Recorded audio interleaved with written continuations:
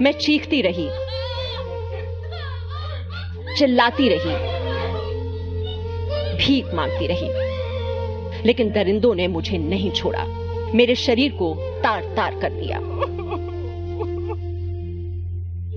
मैं उनसे लड़ी, बहुत लड़ी, आखिरी सांस तक लड़ी, लेकिन आखिर कब तक लड़ पाती।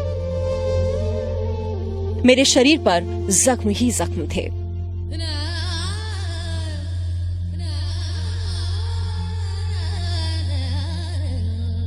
दर्द से करहा रही थी मैं, लेकिन उन दरिंदों पर इसका कोई असर नहीं पड़ा। वो मुझे नोचते रहे, मारते रहे, पीटते रहे और मैं मदद की गुहार लगाती रही। मुझे कोई भी नाम दे दीजिए, मुझे लखनऊ की निर्भया कहिए, मुझे दामिनी कहिए या कुछ और नाम दे दीजिए। मैं थी तो आपकी बेटी ही ना, आपके अपनों में से एक थी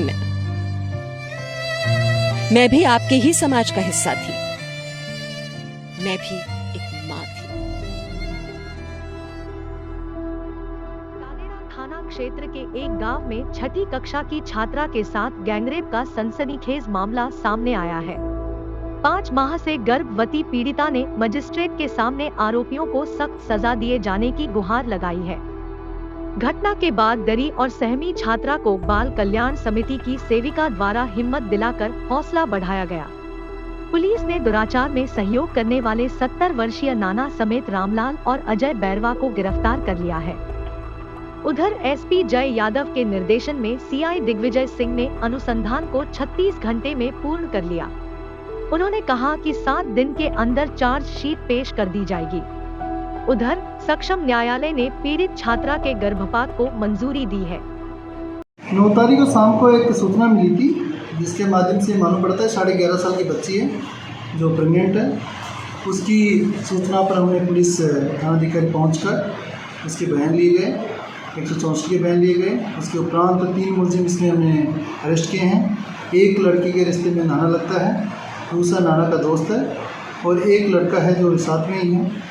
बताया जा रहा है कि शराब की लत में तार-तार करने वाले नाना ने पहले अपनी मंदबुद्धि बेटी को शराबी साथी के हवाले किया, फिर 12 वर्षीय दोहिती को भी उसके हवाले कर दिया। पीड़िता के अनुसार उसकी मां मंदबुद्धि है। पिता की मौत के बाद से ही वह मंदबुद्धि मां के साथ नाना के यहाँ रह रही थी। पड़ोसी खेत में काम करने वाला आरोपी रामलाल भी उसके नाना के पास शराब पीने आता था। आरोपी रामलाल नाना को शराब पिलाने के बाद रात को वहीं सोता था। कई बार उसने नाना की मौजूदगी में दुष्कर्म की वारदात को अंजाम दिया।